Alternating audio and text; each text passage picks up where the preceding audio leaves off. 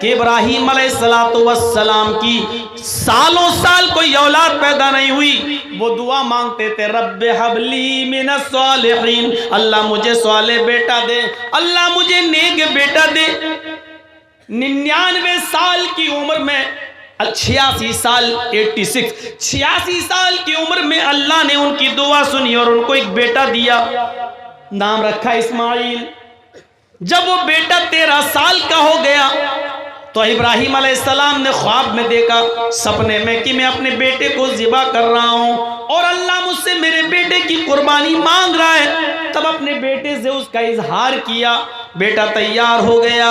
हजरत इब्राहीम यूं कहते हैं अपने बेटे से, या बुनैया इन्नी अरा फिल मनामी अन्नी अज़बहुका फंजुर माज़ा तरा, मेरे लगते जिगर, मेरे बेटे, मैंने आज की रात ख्वाब देखा है कि मैं अपने हाथ से अपने बेटे को ज़िबा कर रहा हूं, अपने बेटे को काट रहा हूं, यानी अल्लाह मुझसे तुम्हारी कुर्बानी मांग रहा है, तुम्हारा क्या इरादा है? फंजुर माज़ा तरा, तुम्हारी राय क्या है? इस्माइल अलैहिस्सलाम ने फौरन जवाब दिया, या अबति फ़अल मा तुमर सतजिदुनी इंशाअल्लाहु मिनस साबिरीन। अब्बू जान, आपको आपके रब ने जो हुक्म दिया है उस काम को आप कर डालिए, इंशाअल्लाह आप सब्र करने वालों में से होंगे, इंशाअल्लाह आप सब्र करने वालों में से होंगे।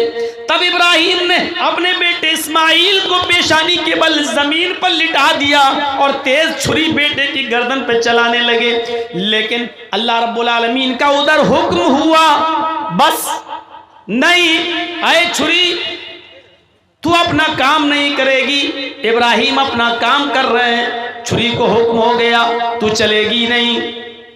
आवाज आई, बस बंद करो इब्राहीम, क़द सद्दक़्ता रुया इन्ना कज़ालिका नजज़िल मुहसिनीन, बस करो, तुमने अपने ख्वाब को सच्चा कर दिखाया और मैं नेक लोगों को इसी तरीके का बदला दिया करता हूं। फिर अल्लाह ताला ने जन्नत से एक दुम्बा भेजा और वो इस्माइल की जगह पर दुम्बा ज़िबा कर दिया गया। कि शंकर जी की कोई औलाद नहीं होती थी तो उन्होंने अपनी पत्नी को एक मंत्र दिया, पार्वती जी को, और पार्वती जी जब नहाने लगी तो उनके जिस्म से, उनके शरीर से जो मैल और कुचैल और गंदगी जो निकल रही थी, उस मैल और कुचैल और गंदगी से उन्होंने एक पुत्र बनाया, बेटा, और उसका नाम रख दिया गणेश। गणेश को तलवार लेकर दरवाजे पे खड़ा कर दिया, किसी को अंदर मत आने देना, मैं नहा रही हूं, मैं स्नान कर रही हूं। शंकर जी अपने घर आ रहे हैं, गणेश तलवार लेकर बाहर खड़े हैं। गणेश को ये नहीं मालूम कि ये मेरा बाप है और शंकर को ये नहीं मालूम कि ये मेरा पुत्र है। शंकर अंदर जाने लगे, गणेश ने कहा कहां जा रहे हो? शंकर जी ने कहा वाह, घर मेरा, मुझसे पूछ रहा कहां जा रहे हो, मेरी बिल्ली मुझी को म्याऊं? गणेश जी बोले कि मेरी मां ने कहा है कि किसी को अंदर मत आने देना, मैंने वचन दिया है कि कोई भी अंदर नहीं जा सकता है, मैं अपनी जान दे दूंगा लेकिन वचन बेकार नहीं करूंगा। शंकर जी ने तलवार उठाई और कहा मुझे मेरे घर में जाने से रोक रहा है, पार्वती कौन है तुम्हारी? गणेश ने कहा मेरी मां। शंकर ने कहा वाह, पार्वती मेरी बेटी है, मेरी बीवी है, और तू कह रहा मेरी मां है, मेरा तो कोई पुत्र है ही नहीं। तब गणेश जी ने कहा कि आज ही तो उन्होंने बनाया है। शंकर जी बोले भगवान मैं हूं, बनाना पार्वती जी को कैसे आ गया है? दोनों में बहस चली और शंकर जी को गुस्सा आया, उन्होंने तलवार मार दी और अपने बेटे की गर्दन उड़ा दी, अंदर घुस गए।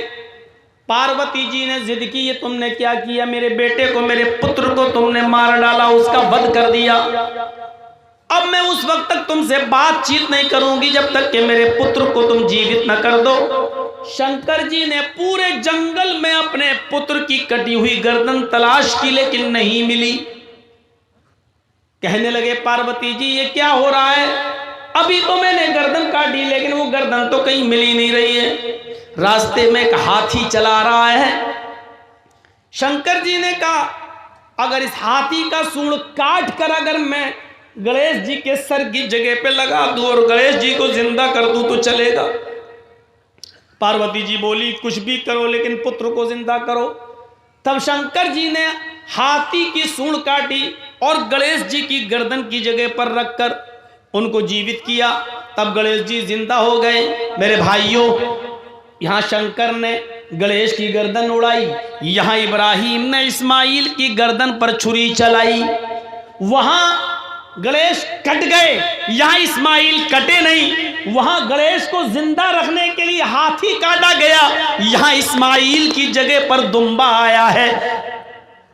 कितनी धूल जम गई किताबों पर और जमाने गुजरते गए। इस वाक़े को जब हम इस हकीकत की रोशनी में जब तलाश करते हैं तो पता चलता है कि किसी न किसी शक्ल में यह वाक़या कुरान और हदीस की किताबों में मौजूद है, जिसको ये शंकर कह रहे हैं। हो सकता है हमारे यहाँ वही इब्राहिम अलैहिस्सलाम हो, और जिसको ये गणेश कह रहे हो सकता है हम उन्हीं को इस्माइल अलैहिस्सलाम मानते हो, और जिसको ये पार्वती मानते हैं हो सकता है कि हमारे यहाँ वही हाजरा हो। लेकिन हो सकता है कि साथ क्लियर हम भी नहीं कर सकते। इन चीजों के सामने देखिए तो पता चलता है कि हकीकत क्या है। ये धूल कौन साफ करेगा? जो किताबों के जरिए चढ़ चुकी है। घर साफ करते हो, कपड़े साफ करते हो, बर्तन साफ करते हो, किताबों पर जो खुराफातों की धूल जम गई है उसे कौन साफ करेगा? अल्लाह ने तुम्हें फिल्टर दिया है, साफ करने की चीज दी है, पाउडर दिया है, और वो है कुरान करीम। इस कुरान करीम की कसौटी पर रखकर उस धूल को साफ कीजिए। हर चीज चमकती हुई सोने की तरह आपके सामने क्लियर होती चली जाएगी। इस्लाम की बुनियाद जिन 5 चीजों पर है, हिंदू धर्म की बुनियाद भी उन्हीं 5 चीजों पर टिकी हुई है। बुनियल इस्लाम अला खम्सिन शहादती अल्ला इलाहा इल्लल्लाह व अन्ना मुहम्मदर रसूलुल्लाह व इकामिस सलाह व ईताइज ज़काह वल हज्ज व सौम रमजान। इस्लाम की बुनियाद इन 5 चीजों पर है। शहादत अल्ला इलाहा इल्लल्लाह, इस बात की गवाही दो कि अल्लाह के अलावा कोई माबूद नहीं। वो अन्ना मुहम्मद रसूलुल्लाह, और मोहम्मद अल्लाह के रसूल हैं सल्लल्लाहु अलैहि वसल्लम। व इकामिस सलाह, और नमाज कायम करो। व ईताइज ज़का, और ज़कात अदा करो। वल हज, और हज करो। व सौम रमज़ान, और रमज़ानुल मुबारक के पूरे महीने के रोजे रखो। ये इस्लाम की बुनियाद है। इस्लाम की बुनियाद जिन 5 चीजों पर है, महाभारत उसी को यूं कहती है, सनातन धर्मम पंचम वस्तु अस्ति, प्रथमा वस्तु एकम ब्रह्मा, द्वितीय नास्ति नास्ति किंचन, द्वितीय वस्तु षष्ठांग कर्तव्या, तृतीय वस्तु दानम दीक्षिता, चतुर्थ वस्तु वरधारी, पंचम वस्तु तीर्थ यात्रा कर्तव्या। यही सनातन धर्म की बुनियाद बताई गई। कृष्ण जी कह रहे हैं अर्जुन, सनातन धर्म 5 चीजों का नाम है। सनातन धर्म 5 चीजों का नाम है। प्रथमा वस्तु, पहली चीज, एकम ब्रह्मा, द्वितीय नास्ति नास्ति किंचन, एक ही ब्रह्मा है, दूसरा नहीं, नेह बिल्कुल नहीं, नाना कतई नहीं, किंचन जरा सा भी नहीं। कृष्ण जी अर्जुन से कह रहे हैं एक ही ब्रह्मांड का रचयिता और रचनाकार है, एक ही ब्रह्मा है, एक ही इस दुनिया का बनाने वाला क्रिएटर ऑफ यूनिवर्स एक ही है, द्वितीय नास्ते, दूसरा नहीं। इस विश्व का निर्माण करता एक ही है, इस विश्व का बनाने वाला एक ही है, इस महान जगत का स्वामी एक ही है, द्वितीय नास्ते, दूसरा नहीं, ने बिल्कुल नहीं, ना ना कतई नहीं, हरगिज नहीं, किंचन जरा सा भी नहीं। ये कृष्ण जी अर्जुन से कह रहे हैं। मोहम्मद रसूलुल्लाह क्या कह रहे हैं? शहादती अल्लाह इलाहा इल्लल्लाह, अल्लाह के अलावा कोई माबूद नहीं।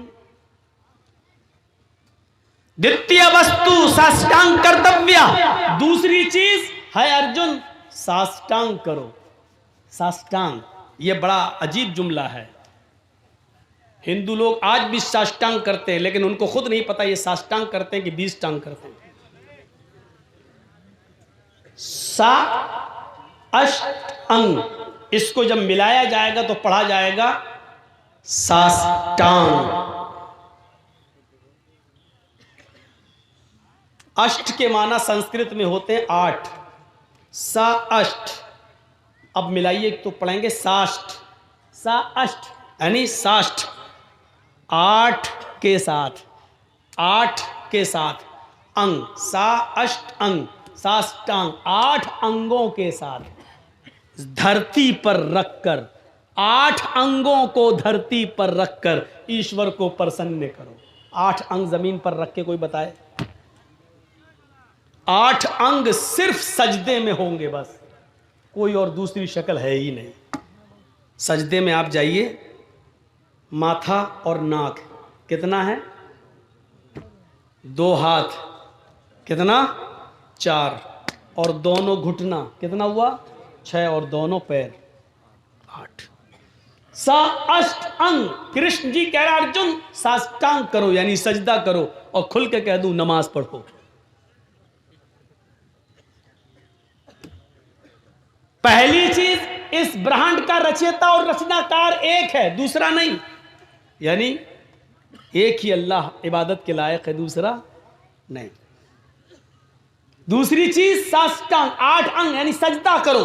आज भी बड़े बड़े जहां गंगा है, बनारस में आ जाइए, इलाहाबाद में आ जाइए, हरिद्वार चले जाइए, पंडित लोग साष्टांग करते, पूरा ऐसे लेट जाएंगे पट। एक दो पंडितों से मैंने पूछा भी था, ये क्या कर रहे हो? कहते साष्टांग। मैंने कहा साष्टांग है कि 20 टांग? अंग गिनो कितने हैं? तो कहने लगे फिर साष्टांग क्या हुआ? फिर मैंने बताया कि लहर तुम तो अपने जैसी कहोगे, हक बात तस्लीम कर लेना हर किसी के बस की बात नहीं है, जो जल्दी कबूल कर ले। तुम अपनी मीनिंग से देखो, सा अष्ट अंग, साष्टांग का मतलब ही होता है 8 अंगों के साथ, और 8 अंग सिर्फ सजदे के अंदर होते हैं। तृतीय यहां क्या कहा? इकामिस सलाह, नमाज पढ़ो। तीसरी चीज इस्लाम ने क्या कही? ज़कात दो, व ईता इस ज़कात दो। और यहां कृष्ण जी क्या कह रहे? अर्जुन दानम दीक्षता, दान दो, दान खैरात करो। यहां ज़कात, वहां खैरात। चतुर्थ वस्तु व्रतधारी, चौथी चीज व्रत, उपास, रोजा। यहां चौथी चीज वसौमी रमजान, रमजान के पूरे महीने का रोजा। वल हज, यहां 5वीं चीज हज, वहां तीर्थ यात्रा कर्तव्य, तीर्थ यात्रा करो किसी पवित्र शहर में। गंगा जलेश्वर भवती, जहां गंगा का पवित्र जल मौजूद हो, ऐसे शहर में चले जाओ जहां गंगा का पवित्र जल मौजूद हो। हाँ, आगे का मतलब बड़ा अजीब है, वो समझना पड़ेगा। स्नान कर्तव्य, उसमें डुबकी लगाओ ताकि तुम्हारे पाप मिट जाएं। ये चीज समझने की है। कृष्ण जी कह रहे हैं 5वीं चीज तीर्थ यात्रा करो, यानी अपना शहर छोड़कर किसी पवित्र शहर चले जाओ। गंगा जलेश्वर भवती, जहां गंगा का पवित्र जल मौजूद हो। स्नानम कर्तव्य, उसमें स्नान कर लो। इसी वजह से हिंदू भाई गंगा में डुबकी लगाते हैं ताकि पाप मिट जाएं। चाहे कितने गुनाहगार हो, डुबकी लगाओ, पाप धुल गए। जबकि इसका मतलब यह है किसी ऐसे शहर में चले जाओ जहां गंगा का पवित्र जल मौजूद हो, जहां पानी ऐसा मौजूद हो, और उसमें डुबकी लगाने का मतलब यह कि उस शहर में चले जाओ, गंगा जल में पवित्र शहर में चले जाओ का मतलब यह है कि मक्के में चले जाओ, और डुबकी लगाने का मतलब यह है कि मक्के में दाखिल हो जाओ, यानी हज करो। हमारी हदीस कहती है, नबी अकरम ने फरमाया कि जब कोई हज के मैदान में अरफात के मैदान में जब हाजी हज करता है और कहता लब्बैक लब्बैक अल्लाहुम्मा लब्बैक, तो गोया कि उसने अपने गुनाहों से अपने आप को पाक व साफ करा लिया है।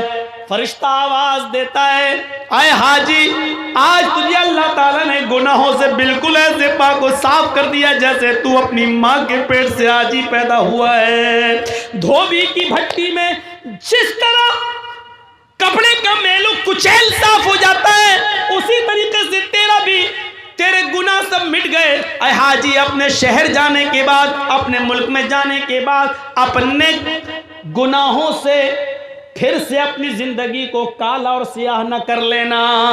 तो तीर्थ यात्रा का मतलब यह है कि हज कर लो, पवित्र शहर चले जाओ, वरना डुबकी लगाने से गुनाह माफ नहीं होते हैं। माफ करना, अगर डुबकी लगाने से गुनाह माफ होते और पाप मिटते तो वो फिल्म न बनती और वो फिल्म में ये गाना नहीं बनता। अगर ये गाने में थोड़ी बहुत भी झूठ होता तो सेंसर बोर्ड उस गाने को पास नहीं करता। वो गाना आज तक चलता है, राम तेरी गंगा मैली हो गई, पापियों के पाप धोते धोते। राम की गंगा भी कभी मैली हो सकती है? नहीं। मतलब कहने वाले का ये था कि जब ठेका ले लिया, चाहे कितने गुनाह करो, गंगा में डुबकी मारो, पाप मिट जाएंगे। तो गंगाओं में इतने पाप हैं, जो आया गुनाह करके वो डुबकी लगा रहा है, वो तो गुनाह से मिट गया, लेकिन वो गुनाह गंगा में इतने भर गए हैं, अब जो भी डुबकी लगाएगा उसके गुनाह मिटेंगे नहीं, बल्कि जो गंगा में पाप है वो चढ़ेंगे और उसके ऊपर। आज तक ये गाना चलता है, बजता है, और इसको कोई निकाल नहीं सका, जबकि केंद्र में सरकार भी तुम्हारी है, पक्के राम के मानने वाले भी हैं, और गृह मंत्री जी भी तुम्हारे हैं, सुप्रीम कोर्ट के जज जब उनके अंडर में हैं, तो फिल्म भी दुनिया से ये गाना निकालने में उनको टाइम ही कितना लगेगा, लेकिन आज तक नहीं निकाल सके, क्योंकि इसमें सच्चाई है, इसमें सच्चाई है। तो 5 चीजें जो हमारे यहां वही तुम्हारे यहां, और तौहीद पूछो मत। यचित्तियो यो पिम्मिम्मा नस्तस्मा देवी शोरी ऋषा। कोई जवाब है इस मंत्र का? यजुर्वेद का मंत्र है ये। यचित्ती, याचना के माना भीख मांगना, संस्कृत में यचित्ती इंपरेटिव सेंटेंस है, मांगो, यो उससे, यो इसमें इशारा बईद के लिए 2 बार आ रहा है यो। यचित्ती यो मांगो उससे, वही है देने वाला। देखिए, यचित्ती यो मांगो उससे, वही है देने वाला। पिम्मिम्मा, वही तुम्हारी झोलियां भर सकता है, वही तुम्हें सब कुछ दे सकता है। और इसके आगे तो खुलकर नस्तस्मा देविशो, नस्तस्मा देविशो, नहीं दे सकता है कोई भी देवी देवता, ऋषा कुछ भी, उसके अलावा तुम्हें कोई भी देवी देवता कुछ भी नहीं दे सकता। और क्या चाहिए इससे ज्यादा खुलकर? अब क्या कहें? मांगो उससे, वही है सब कुछ देने वाला, उसके अलावा कोई भी देवी देवता तुम्हें कुछ भी नहीं दे सकता। इन्नल्लज़ीना तदऊना मिन दूनिल्लाहि लन यख़्लुक़ू ज़ुबाबन वलौ इज्तमऊ लहू व इन यस्लुबहुमुज़्ज़ुबाबु शयअन ला यस्तनक़िज़ूहु मिनहु। अल्लाह को छोड़कर तुम जिनको पुकार रहे हो, अल्लाह को छोड़कर तुम जिनके पास जा रहे हो, अल्लाह के अलावा तुम जिनसे भी बेटा बेटी मांग रहे हो, अल्लाह के अलावा जिनसे भी तुम मदद की गुहार लगा रहे हो, लन यख़्लुक़ू ज़ुबाबन, वो सब मिलकर एक मक्खी भी पैदा करने की ताकत नहीं रखते, वो सब मिलकर एक मक्खी भी पैदा करने की शक्ति नहीं रखते। व इन यस्लुबहुमुज़्ज़ुबाबु शैअन, अगर मक्खी उनसे थोड़ी सी कोई चीज लेकर छीन कर चली जाए तो ये सब मिलकर उस मक्खी को पकड़कर, मक्खी जो चीज लेकर गई उससे वो चीज वापस लेने की भी ताकत नहीं रखते। जो एक मक्खी से चीनी शक्कर का एक दाना तक छीनने की ताकत नहीं रखता है, वो तुम्हें क्या देगा और तुम्हारी मदद क्या करेगा। अल्लाह ने यहां पर लाकर उस मंत्र को जीवित कर दिया है और कह दिया है कि देखिए हिंदू धर्म की तालीम भी यही है, ये किसी नबी की तालीम रही है। नस्तस्मा देवी शोरी ऋषा, उसके अलावा तुम्हें कोई कुछ भी नहीं दे सकता। लाई यखलुकु ज़ुबाबन, एक मक्खी भी पैदा नहीं कर सकता खुद। वह यस्लुबहुमु ज़ुबाबु शय्यन, मक्खी कुछ लेके चली जाए तो वो छीन भी नहीं सकता। अब सुनिए, हिंदू धर्म में 33 करोड़ देवी देवता हैं। रोजी देने वाला अलग, बारिश बरसाने वाला अलग, पैदा करने वाला अलग। जो 3 बड़े बड़े खुदा माने जाते हैं हिंदू धर्म में, वो 3 हैं बड़े बड़े, ब्रह्मा, विष्णु, महादेव।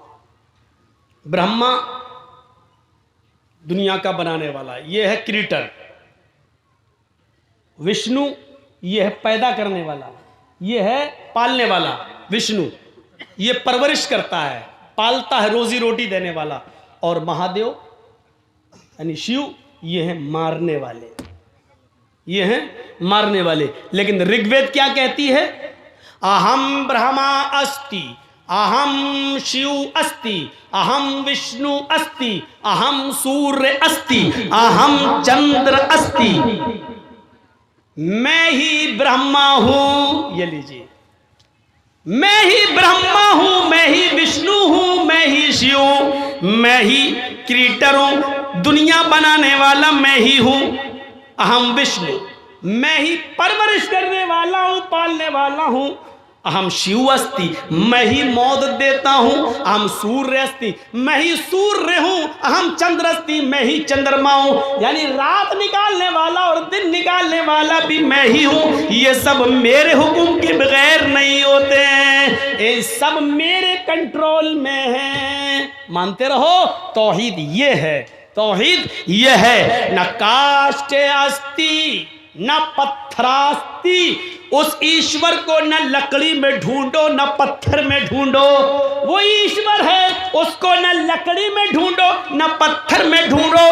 ओम निराकारम अस्ति निराकारम अस्ति, वो ईश्वर निराकार है, उसका कोई आकार ही नहीं, उसकी कोई शक्ल बना ही नहीं सकता है। लैसा कमिस्लिही शैउन, उस अल्लाह की तरह कोई चीज है ही नहीं है, उस अल्लाह की तरह कोई चीज है ही नहीं। ये लीजिए तौहीद हमारे हिंदू भाइयों के अंदर भी यही है। वला तदउ मिन दूनिल्लाहि मा ला यनफउक वला यज़ुरुक, इसी को कुरान ने कहा है। वला तदउ मिन दूनिल्लाह, अल्लाह को छोड़कर तुम किसी और को मत पुकारो। मा ला यनफउक वला यज़ुरुक, वो तुम्हें नफा और नुकसान नहीं दे सकता है। नफा और नुकसान का मालिक कौन है? अल्लाह रब्बुल आलमीन। ये तौहीद है हमारे हिंदू भाइयों के यहाँ।